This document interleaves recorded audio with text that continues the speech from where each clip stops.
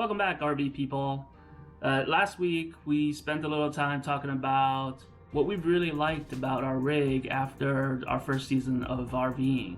And there's definitely a lot to like. I think we feel really good about it.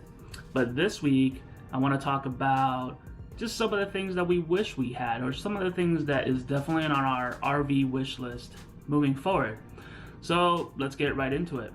Alright, first let's talk RV refrigerators. So in case you don't know, RV refrigerators up until now can run one of two ways.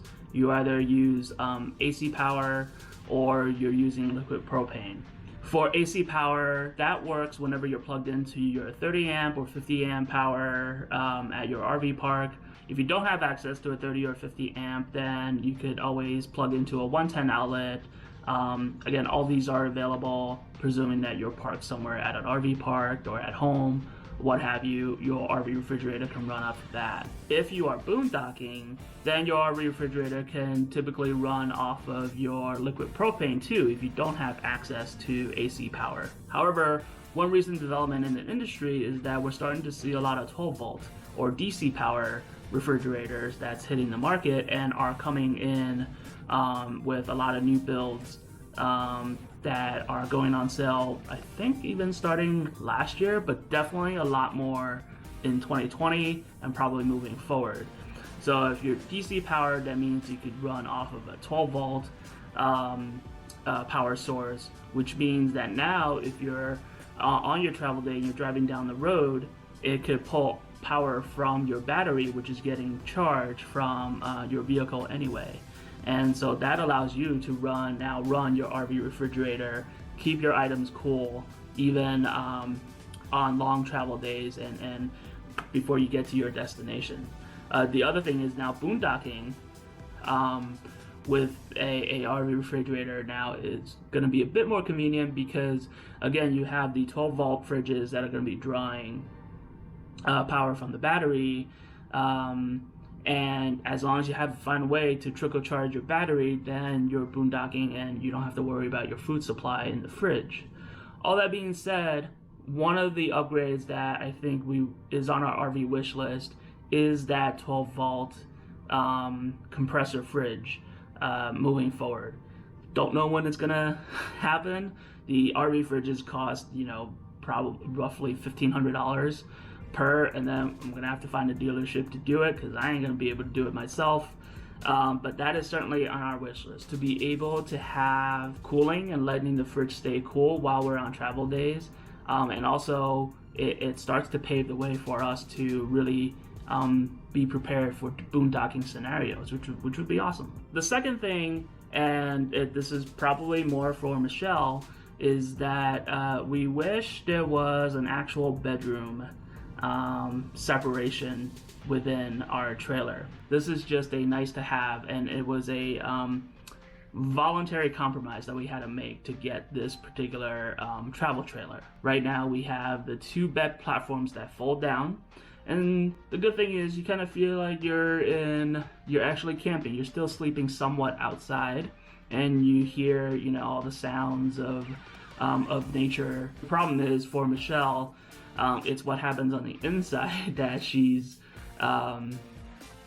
worried about historically. And this may not be an issue anymore. So historically, Michelle likes to sleep in, and I am typically an early riser. So as we were looking for a floor plan that works for us, one of the considerations was that we wanted a bedroom that could be a bit more soundproof, so that when I wake up early, maybe I'm taking care of the pets or what have you, that it minimizes the amount of sound that she hears if she wanted to sleep in. However, I don't think that is a concern these days because she's starting to wake up earlier and earlier. I think both of us at this point we're up by 6:30. So I don't know if that's still an issue, but if 2019 Michelle will say that is definitely an issue.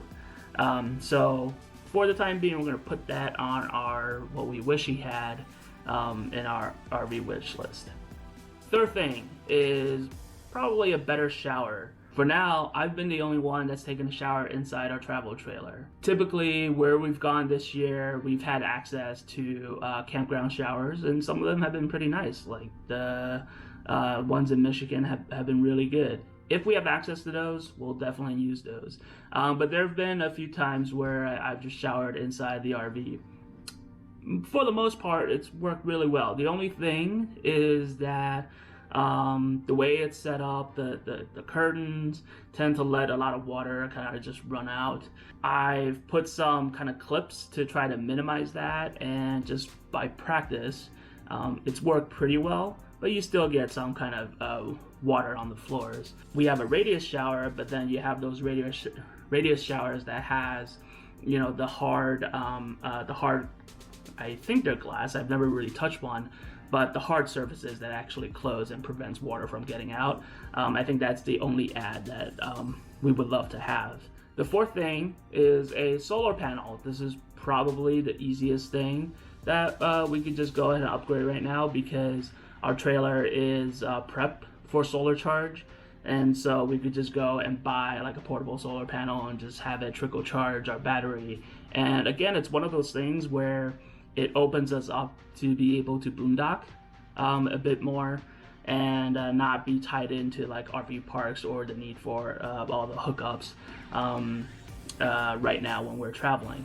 And then the last thing, and keep in mind when I talk about our rig, I include the tow vehicle as well, so our 2018 Dodge Durango. And the only thing that we really would like out of the Durango is maybe a bit more payload capacity. So right now, our particular vehicle, the way that it's spec'd out, we have 1,200 pounds of payload capacity. Keep in mind, your payload capacity includes anything that you're carrying in the car, plus the weight and the amount of weight that your trailer is applying to the your hitch. And so all of that combined has to come in under 1,200 pounds. And right now we are under that. We're probably at around 1,100 or 1,150 with everything loaded. And the one thing that we're missing, and the reason why this is coming up, is because we don't have enough room for a bike rack. Installing the bike rack, putting the bikes on there, maybe a cover or whatever, that's probably going to add another 100 pounds to 110 pounds of weight that's going to go on the hitch, and then we'll be over our payload capacity. I've looked into carrying them on the back. We only have 2 bikes, so it may not be that bad if we have the bumper. We have the weight on the bumper, but I think our ideal option would be the bike rack on the A-frame, as long as we're traveling by ourselves. The other thing is, do we upgrade our car to something that has a higher payload capacity, and or do I lose some weight and then get ourselves some payload capacity back? So you know, payload capacity is something that we are considering, and we kind of bounce in our minds, because we would love eventually to just bring our bikes with us wherever we go, and having a bike would just be a great way to kind of get around town without having to drive everywhere or go on bike trails. And those are all things that Michelle really wants to do.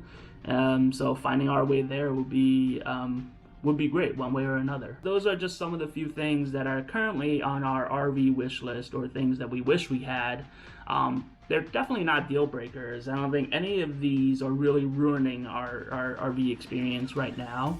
But I mentioned this throughout the video, like a lot of these additions will really go a long way to adding to our experience, especially when you think about the opportunity to boondock a bit more. If we switch to a higher car with higher payload and towing capacity, we could carry a lot of, we could then carry like fresh water with us now. We add in the solar, we have the 12-volt fridge, and boom, all of a sudden you are boondocking ready.